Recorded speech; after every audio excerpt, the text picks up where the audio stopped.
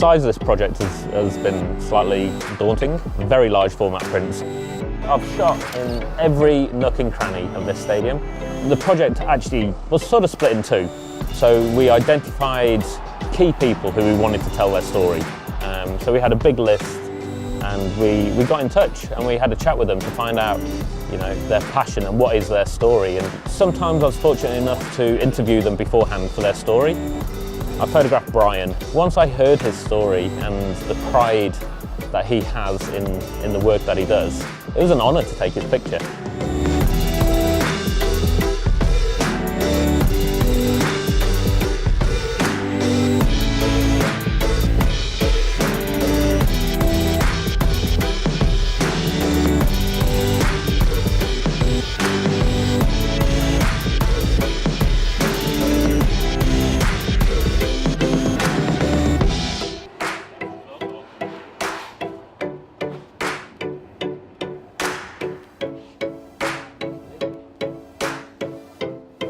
First time I've seen them, other than on the project walls at work where they're this big.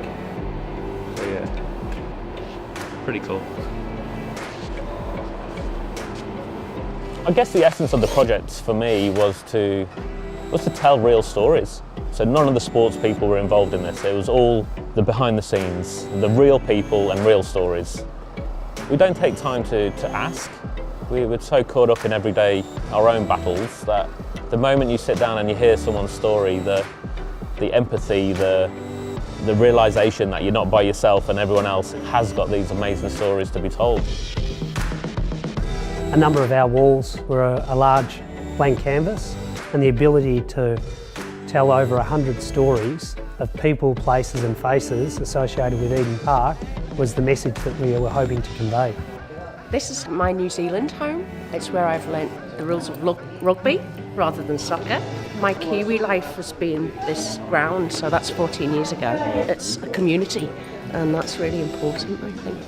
Whenever there's a game on here, you always see somebody selling car parks around the area. I love that photo. It tells a wonderful story, but obviously I didn't get a chance to do the interview beforehand, so a week later I went and had a cup of tea with him at his house. The house that he's at is it's for people pre and post addiction, so drug and alcohol.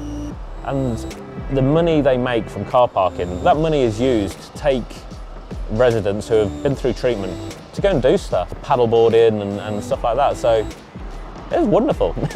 Just people's stories just makes it so special. A part of the pitch, I photographed a young girl called Madeline, who was from a talent agency. We got her and her dad to come down, so we could just, mock up some of these photographs. And ironically, her story was just perfect for the exhibition. The family have been a part of Eden Park community for over 10 years or so she became a large part of this project because she's now 3.6 metres big. There's a lot of people who are very proud of Eden Park, and now for them to be part of the walls, I haven't seen a project of this nature anywhere in the world. And to have these images installed for the next 12 months and beyond is something that we're very excited to be involved in. I drive past and I can see my prints, a 3.6 metre picture on the entrance to Eden Park, and I'm totally honoured. It's been a wonderful experience. Just now I come to Eden Park and I know so many people. I've spent a lot of time here in the last 4 months, so I don't know, I'm a part of Eden Park now, even though I'm not a big rugby fan. Don't tell them that.